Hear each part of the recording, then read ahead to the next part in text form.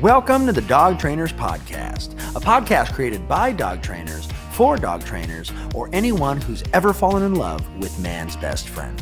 Episode 18, an interview with Tyler Muto, Part 1. Hey everybody, welcome back to Dog Trainers Podcast, and we have a very special guest today. I'm not going to take any more time before I introduce Mr. Tyler Muto. How are you, sir? I'm doing great. Good. Hey, really quick. So before we dive in, I just wanted to be sure that you can find all of us on Instagram. You can find me at UNTAMEDDOGCO. That's UNTAMEDDOGCO. You can find Brent at CANISBEHAVIor. That's all one word. And you can find Tyler at Tyler_Muto, MUTO, as well as Consider the Dog. And that's Consider_the_dog.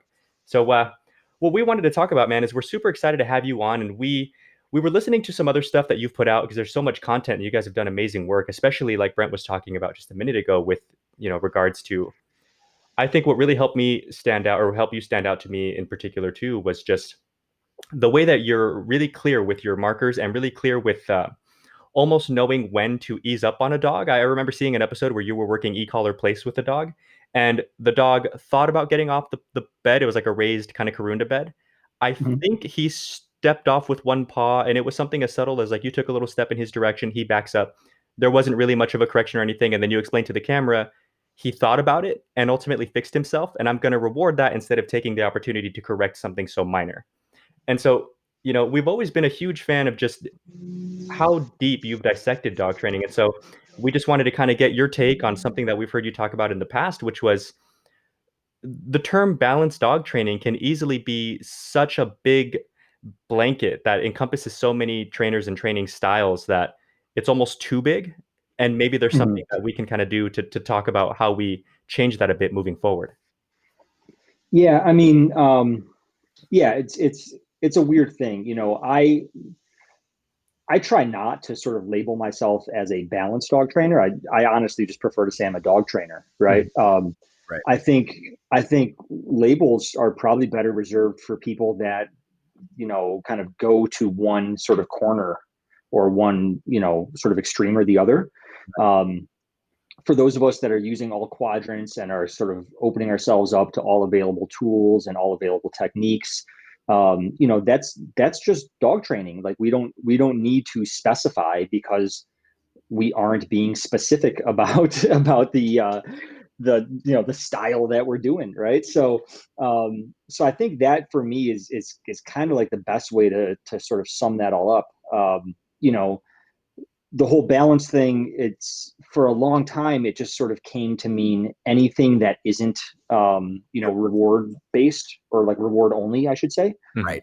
So it's like either you're an all positive or an all reward based trainer or whatever one of the dozen names that, that gets termed as, or you're a balanced trainer. And that's not really an appropriate dichotomy, right? Because there are people who call themselves balanced trainers that don't ever use, rewards. Like it's not very balanced at all, right? Or I mean, they might use some praise, but the training is way more heavily tilted towards the negative reinforcement or positive punishment end of the spectrum. Right. And so like that's not balance, right? And it doesn't mean it's bad, right? I mean, I've seen some trainers that are really graceful about their application of negative reinforcement, and it can be done very well. I mean, look at the bulk of, for instance, horse training, right? Throughout the years is all negative reinforcement based. It doesn't mean it has to be bad. But I think labeling that kind of thing as balanced is a little bit of a mislabel. So for me, I think, those of us who sort of use it all, I mean, that's just dog training. There's nothing special about it. We're just using whatever is available to us, and we're trying to learn more all the time, and we're trying to keep our minds open to different tools and different approaches, but it's that like either you're all positive or you're balanced. I think that's where kind of some of the trouble lies. Right. Then of course there are some people. I think it's a dying breed, but there are still some folks around that are quite heavy-handed in their training. And they call themselves balanced, and it's like, not really, Right. And then those of us that are trying to be a little bit more subtle, a little bit more thoughtful, we get sort of lumped together with that. And And that can be kind of quite harmful for sort of the industry moving forward and getting out of some of the division that's been present in the past.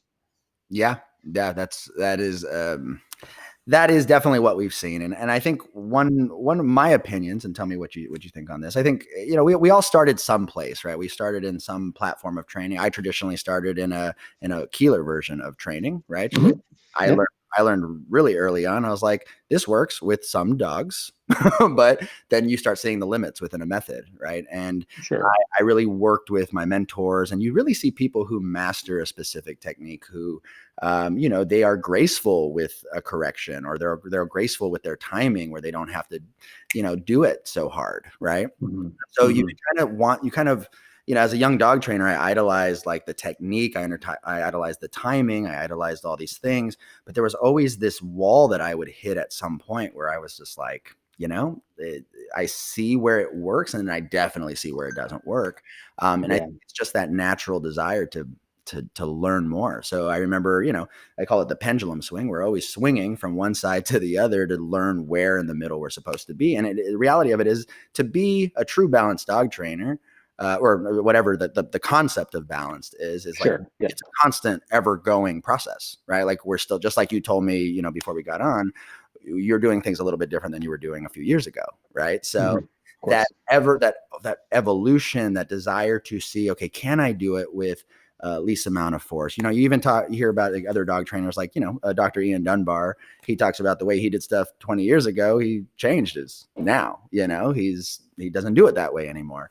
And so I think, as it does take time, but there always has to be this internal commitment to get better, to try harder, okay, if you see a similar case that you were working with before, it's like, how do I maybe approach this case slightly different, right? It is technically unique in its own situation, but as dog trainers, we tend to see similar cases over and over and over.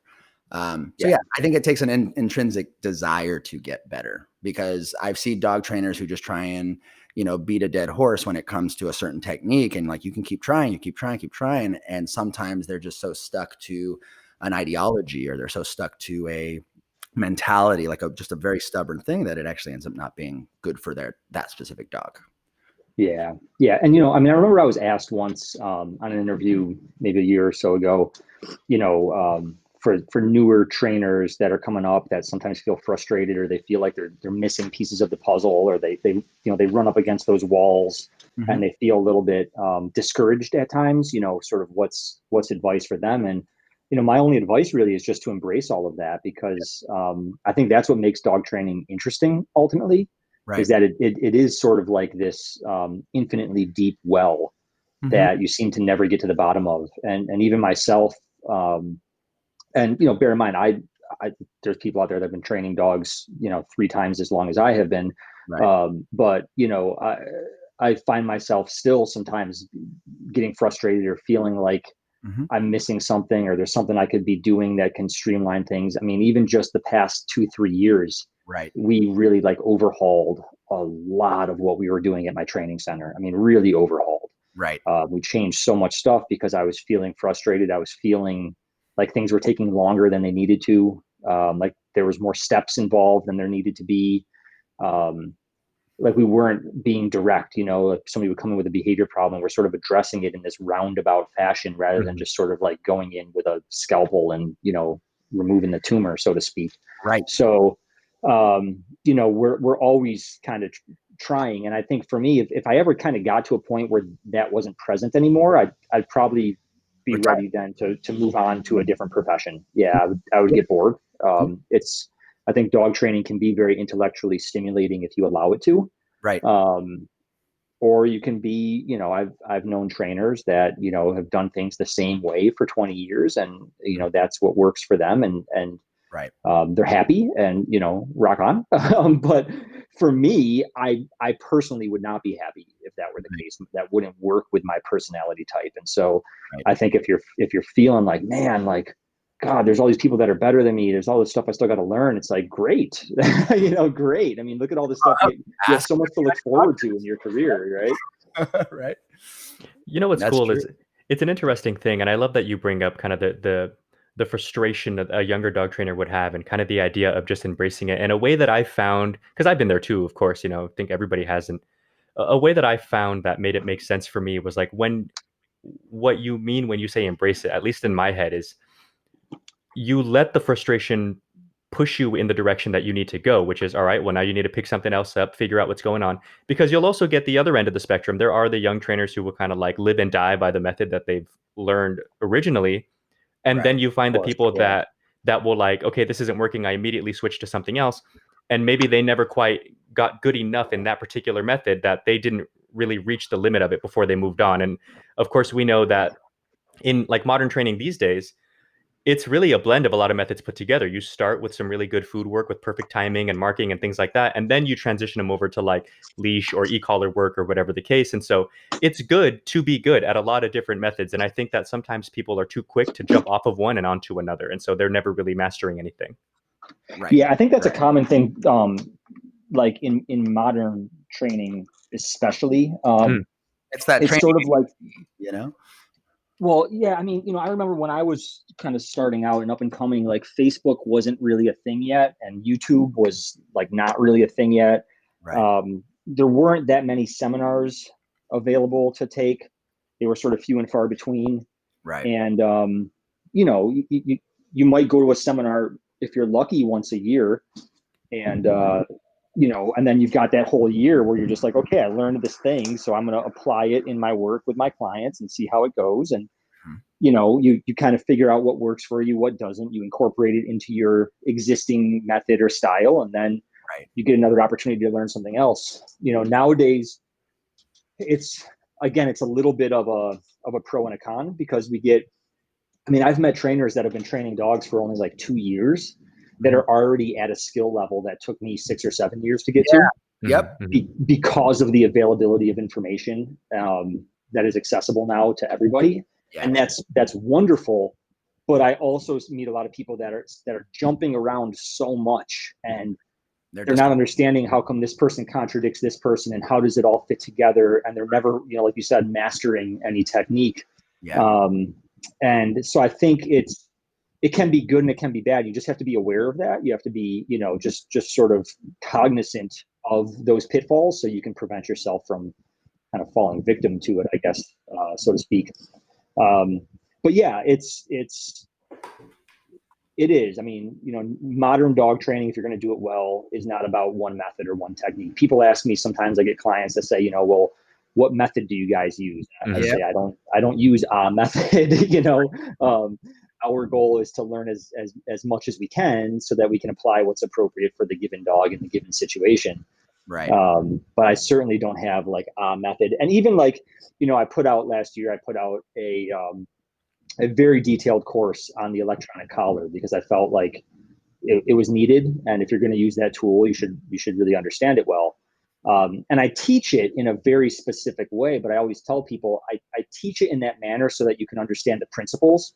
Once you understand the principles, you can be playful with your methodology. You don't have to do it the exact same way that I do it. And even the way that I work a dog is going to be different than the way I present it in a course when I'm teaching people. Because when I'm teaching people, I want people to understand the individual components. And it's kind of the same thing with like learning different methods and mastering them, right? Mm-hmm. And then you can kind of mush them all together. Well, it's the same thing with understanding the principles behind something like the electronic collar. Like when I work a dog on the e-collar, I'm very fluid jumping. I might jump from step 1 to step 5 to step 3 to step 4, just going with what the dog is showing me. Yeah. But you can't learn it that way. You've got to learn it in a sort of mechanical way. And the only thing I can really relate it to, I've always been a big fan of John Coltrane. Yeah. And, a lot of people know him for his later work where he was very, his playing was just very almost like abstract and free flowing and not like classical jazz. It was like this, it was the 60s and 70s, right? It was this really organic style where he was really expressing himself through his instrument. Right. And if you don't sort of know his background, what a lot of people don't know is that the reason he became popular to begin with, the reason that, for instance, Miles Davis hired him was because in his early career, he was known for being so technically precise because he used to just sit there and drill himself on the scales over and over and over and over again. So he took the time to learn all those individual sort of, mechanical components, so that it became so internalized that he can then mush it all together and allow himself to just fully express himself through that instrument. Yep. And so for me, dog training is no different. I want to really take the time to learn the mechanics, to learn the technique in a very technical way, for lack of a better term. Yeah. And get it to the point where it's internalized, where I don't have to think so much about it, so that when I work a dog, I can really just be present with the dog and just let the experience sort of flow out of me. Right. And there's many times where I'm working with either one of my staff, or I'm coaching another professional at a seminar or a shadow program or something like that, where they're working the dog, and I say, I need to take the leash. And it's not because they're doing something wrong and I feel like I need to take over. It's because I can't tell them what to do until I'm right there with the dog, present, physically connected, and I'm sort of in the moment. And then I can just see what comes out, and then I go, okay, here's what I ended up doing. You know what I mean? But it's hard for me to like stand back from an outsider perspective. I need to be fully in it, Yeah, and that's so I read one of the best books I've read in the last 10 years was a book called The Talent Code. Are you familiar? Oh, it's a great book. Yeah, great book. And in there, they refer to exactly what you're talking about as your matrix of knowledge, right? Yeah.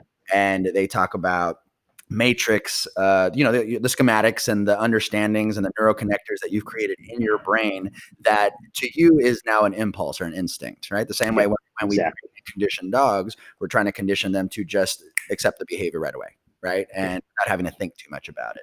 And I think that's one of the big things is in balanced dog training, you actually have to work on those technical skills, like you're saying, till it becomes muscle memory, till it becomes in your body, till you know it in your body, right? Because I remember, we started. So me and Mariano started at a kennel. I was the training manager at a kennel when he started, and I can't explain like how much daycare work really helped me with timing, body language. Being on top of a situation, social pressure, body pressure, all that type of stuff that you use to control a herd of dogs. How much that helped me connect to certain leash training techniques, or just the timing of how to interrupt a behavior when you need to, right? So like everything eventually gets interconnected, and you start seeing this huge web of information that only makes sense to you, right? And so, but the beautiful part about teaching, what they refer to in that book, they call them master coaches. Master coaches are constantly trying to perfect their craft, but master coaches are able to, in the moment, just like you have this empathic connection with the dog or that student, and you say, right now, giving all the variables that I'm seeing playing out, I need you to do this. And they're able to take that direction right away. They see the result, and then they go, oh, and then after the fact, you explain why you did that. Right. And so they have to take that bit of knowledge, put that into their matrix. Right. And it comes down to the more dogs you train, the bigger all those connectors start connecting to each other. And we start actually making sense of this information web in our brain, which is beautiful. Right. It's that is what makes us professionals. Right. The fact that we keep seeking that out. Yeah. You know, what's funny too, is we were just talking, well, by we, I mean, my roommate and I, we both do jiu-jitsu and boxing and a couple other things. And we were just kind of laughing about this because, of course, with the whole, everything being shut down, that goes for the gyms as well. And the jiu-jitsu gyms have slowly started opening back up. And so we've gone back to, to training here and there on a limited basis. And we were talking about instructors. There are some that they're amazing in and of themselves. They're like high-level black belts that are just competition tested and they're good. But sometimes they have a hard time explaining something. They'll be like, okay, grab this leg here, that leg there. And then they'll say something that doesn't really mean anything. It'll be like, boom, pow. And it's like, yeah, but what is boom type thing? So it is funny that being good at something is kind of a different skill than being good at teaching it to someone. Yeah.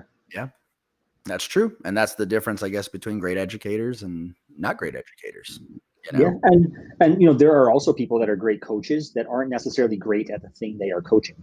You know what I mean? So like not every all-star basketball coach is actually a great basketball player. You know what I mean? So there are certain aspects of dog training that I am certainly not the best person to implement. Right. But I'm really good at telling you what needs to happen. Like, I'm really good at telling you what to do, although I may not be the best person to actually do it, and that goes with just about anything, right? Right. But yeah, I mean, I think especially in dog training, our communication with the animals is so important, but our communication to the humans is extremely important as well. And that's always something that I focused a lot on early in my career was, how do I articulate this in a way that is super clear? Mm-hmm. And sort of like on a two-way basis, as well. One of the things that I see a lot when I'm coaching other dog trainers and they're working with clients, we see sometimes where the client asks a question and the trainer answers a question that wasn't asked, right? Like, they answer a question that's different from the one that was asked because they weren't truly listening to what was said. Mm-hmm. And so being precise in both your speaking, but also in your listening, right, are extremely important things. For me, I think that sort of obsession with precise language is sort of deep rooted in me. I've spoken about this before. Some people don't know, but I grew up with actually a really terrible stutter. So when I was young in elementary school, middle school, high school, I didn't really grow out of it until sort of midway through college. I had a very bad stutter, which gave me terrible social anxiety, extreme fear of public speaking, like paralyzing fear of public speaking, to the point where I just wouldn't do it. Mm-hmm. I was ridiculed when I was young. And so when you have a stutter and like, you can tell, or at least for me, because different people have different, their stutter may manifest differently. But for me, I could tell when I was going to get stuck on a word. Mm-hmm. And so I would have to come up with different ways to say things and make sure that I wasn't using, more words than what were necessary. Became like a really big thing, obviously. Right. And so I think on sort of a subconscious level, when I kind of grew out of my stutter, I'm one of the people that are fortunate enough that it didn't carry over into adulthood. Being able to speak freely was such a privilege and such a blessing. Right. That I took it really seriously. Being able to speak in public in front of a crowd was like, oh my God, like, I can do this. Right on. Is something that was like just such a huge thing that, and I was always so envious of people that were really skilled public speakers. Like, you guys mentioned that you're having Michael Ellis on pretty soon on your podcast. I don't know if that's a spoiler alert or anything like that. No, you're good. You're good. But he's so articulate. He's Yep. such an incredible public speaker, and I really admire that. Anytime I see somebody that is just can just speak with such clarity and such precision in their thoughts and in their meaning, that just really stands out to me, and it's something that I admire a lot. Yeah. Well, always it's a game respects game, and it's you're a great educator. You're a master educator yourself, and I appreciate that. That's really what it is we work. I always tell people, I said, dog trainers should work really hard to make things make sense. They should work really hard. Right. Yeah. And one thing that you actually brought up that just struck in my mind, I remember being a younger dog trainer, right? Where you have a lot of like, knowledge in the sense of how things should be. You just don't necessarily know how to articulate it into those exact precise words. Right. Mm-hmm. And this tends to be a tell for a really, young or a really novice dog trainer is they talk a lot. They talk a lot, right? And they talk a lot in the sense of they're telling you ideas, ideals, goals, but they're not explaining to you how to get there, right? Yeah. And I see this a lot. So I think those of you guys who are listening who are dog trainers really work on breaking down what it is you're what are the component pieces, try and understand what this matrix is. And sometimes the only way that you actually figure out, oh, this was the missing stepping stone, or this was the missing piece to the explanation, is actually just training the dogs, right? I was fortunate enough to grow up in a facility for 10 years, right? Before I even started my own business. So we had training dogs, I can proudly say we've done probably like 3,000 dogs because I worked in a facility, right? I put my hands on over 3,000 dogs, and that's practice, and every dog is different, and you have to be so dynamic, and you have to, you just have to. And what I really love about what you do, and I can definitely say we have, kindred spirits in a way, because the empathy, the connection to that dog, the ability to read that body language is just so important. And some people have that skill naturally, and some people, they have to learn to develop it, you know? Yeah. Yeah, I mean, I think that's an important, thing that you sort of hit on there. I've been asked before, when I'm hiring staff, like if I could only pick one quality when I'm hiring a trainer, and I always say the most important quality for me is empathy and compassion. If you don't have the ability to put yourself in the dog's position and then also in the client's position, then you're never going to make it in this field. You've got to have the ability to see the world through somebody else's eyes. Yeah. Or you're going to be sort of, forever limited, especially if you're doing behavior work. I mean, if you're just doing obedience, you'll get by. But if you really want to do behavior work and you want to do it well and you want to not get bit, then you really have to be able to understand, how is the dog experiencing this? And then once you understand that, a lot of times the answers become very clear to you. The other thing that I would add, you mentioned like, hey, if you're struggling with, kind of articulating or putting the thing into a process, write it down. You write down what you do. You guys, mentioned earlier, some of my courses that I've produced with Learberg and stuff like that. And I can't even express how illuminating of an experience it was when I had to put those courses together for Learberg. And they've got a really great operation over there. And when I was getting ready to do my first course with them, they sent me this whole packet. I had to break things down. I had to have a whole outline for the course, and then I had to break things down like shot by shot, so that when I showed up to film, because we had only a few days, they're flying me into film, that we knew exactly what shots we needed to get, what the scene needed to be, whether I needed a dog or not, what kind of dogs I needed, what other equipment I needed. We had to organize all that ahead of time. Now, you don't necessarily have to go that deep, but even creating like a rough outline of like, okay, I'm going to teach place command or whatever it is you want to be doing. And then writing down the steps and then like actually seeing if those steps make sense and the order of operations. And I can't tell you how many times when I'm like planning a video out that I'm shooting, that I get it all outlined and I go, wait a minute, I should do step 5 before step 3. I've been doing that. Wow, this should be. And then it's like, wow, I've been doing that wrong. And I didn't realize it until I put it on paper. And then the other thing that I found really valuable when I was first starting out, when I was younger, I used to go to seminars, or I'd go and just, I'd go travel out just to train with somebody for a few days. And I'd call my wife every night. And my wife's not a dog trainer. I'd call her every night and I would explain to her what I learned. And if I couldn't explain it to her in a way that she could understand what I was talking about, then I haven't fully grasped. Yeah, that's what it is. You know what I mean? That is definitely a technique that I used a lot. When I was a younger dog trainer, I had a really great. I was able to explain knowledge that I learned as if I knew it for years.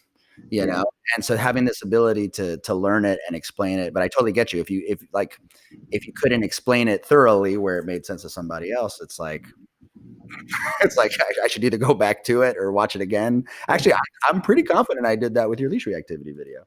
I did that. I watched it about 3 times. And sometimes just the process of explaining it and the process of articulating it is what brings those ideas together and what solidifies your understanding and makes those logical connections between things. And if you never take the time to articulate it back out in a clear and concise way, as opposed to like broken up over 8 sessions over 8 weeks or whatever you're doing with a client, then you might not ever get to that full picture. But teaching is one of the best ways to learn. 100%. Yep.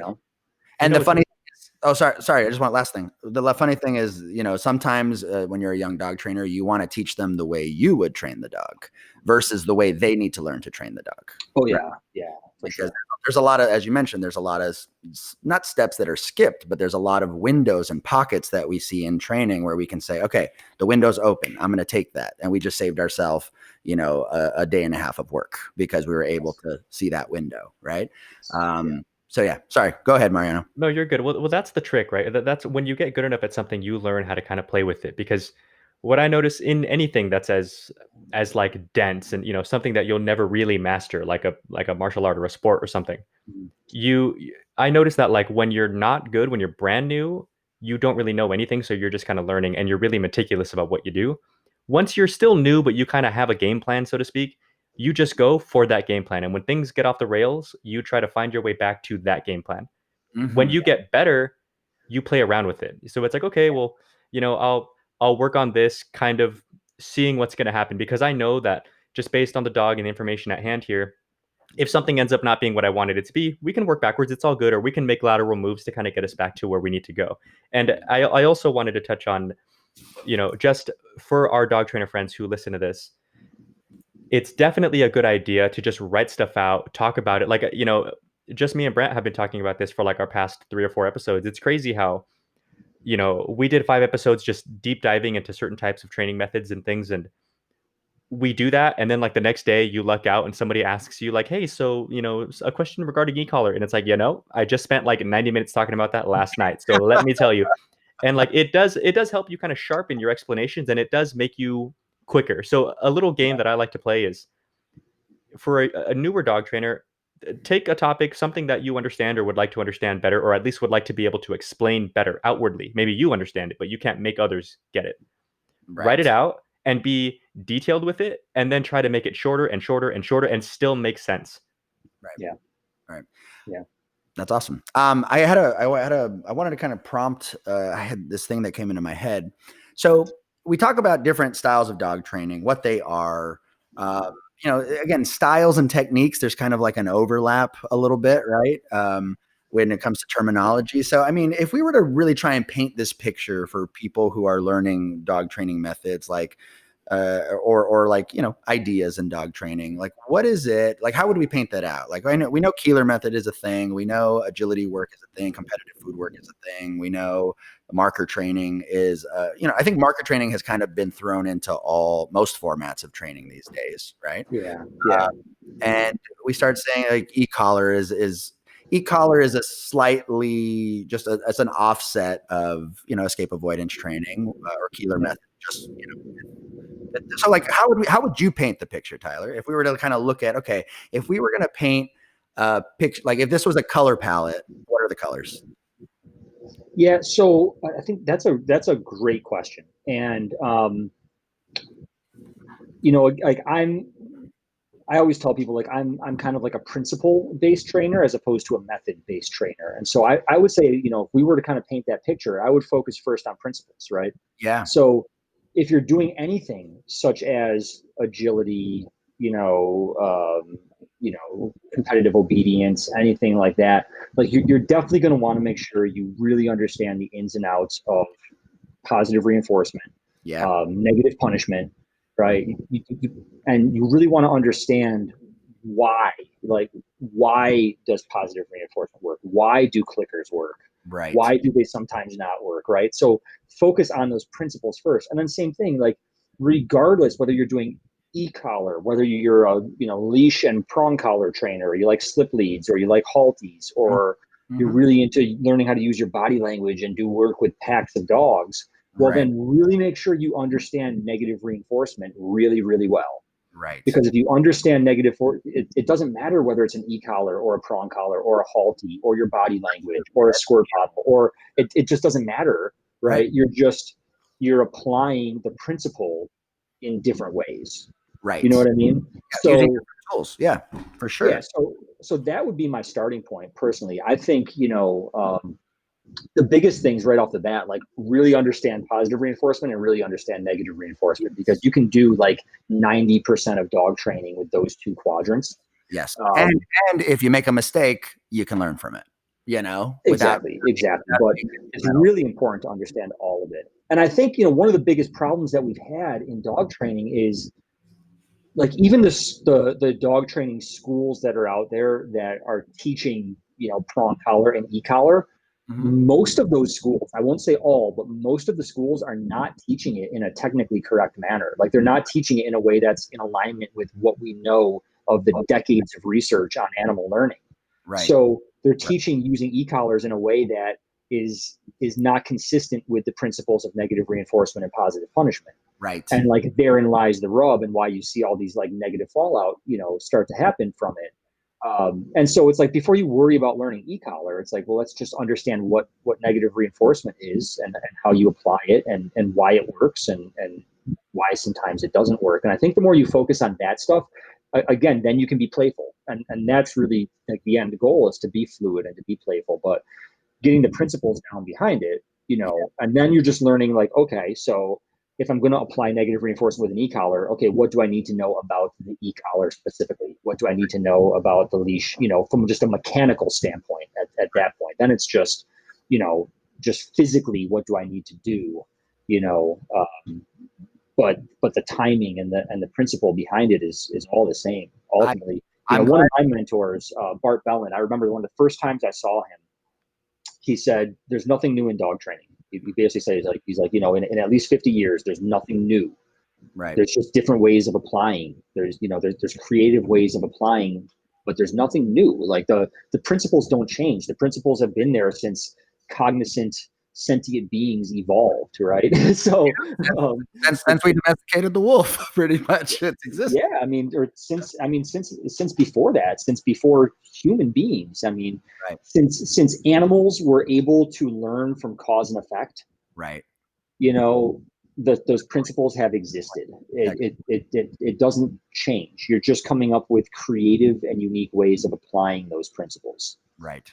Even if you watch somebody like Cesar Milan, the thing about Cesar that's really interesting is Cesar probably doesn't, in a sort of academic way, understand negative reinforcement, but for whatever reason, he does use it pretty correctly. Like he's pretty accurate in his application, even though he doesn't understand it from a technical standpoint. And some people are like that's going to happen, right? Like there are people that never went to art school that can be master painters. Exactly. You know what I mean? Mm-hmm. But if you're not, born with a gift, right? So Caesar's really good at using negative reinforcement. He's terrible at using positive reinforcement. So he was born with the gift of understanding negative reinforcement, or his upbringing, whatever. But he's not great at positive reinforcement. So if you're not one of those people that was born with that gift, then just take the time to, and you can learn. I'm never going to be able to do exactly what Cesar does. He's a very unique sort of being in the way his presence, but I don't want to either. Like I don't agree with everything he does. I think he's great. I do think he's skilled. I have no problems with him. But I don't agree with everything everybody, like anybody does, There's every dog trainer I've talked to, they're like, yeah, we secretly are fans of Cesar Milan in some type of way. Like we appreciate him in the dog world, because I guarantee, my particular story, when I was 18, I watched every episode of The Dog Whisperer, I watched. What? I don't care what side of the fence you fall on either when it comes to methods. All of us owe a little bit of our financial success to Cesar Milan. 100%. Because he really made it clear to the public that you can resolve these issues, and that dog training is more than just sit down, stay. 100%. And that it can be deeper. And boy, the public views dog training way differently now than they did pre-Cesar. Right. It is, all of us have nice careers, and because a little bit of that is credited to the awareness that Cesar brought to how diverse dog training can really be. And he did. And one thing I liked, he kind of put on blast how dumb we can be sometimes as people. Oh, for sure. Yeah. And I think that's really appropriate. Now, I remember growing up as a dog trainer, people would be like, Brent, what do you do? And I'd be like, I'm a dog trainer. Guess what the next thing that comes out of their mouth is? They go, like Cesar Milan. Oh, like Cesar Milan. I got that just the other day. All the time. And I'm like, no, I'm a dog trainer. Right.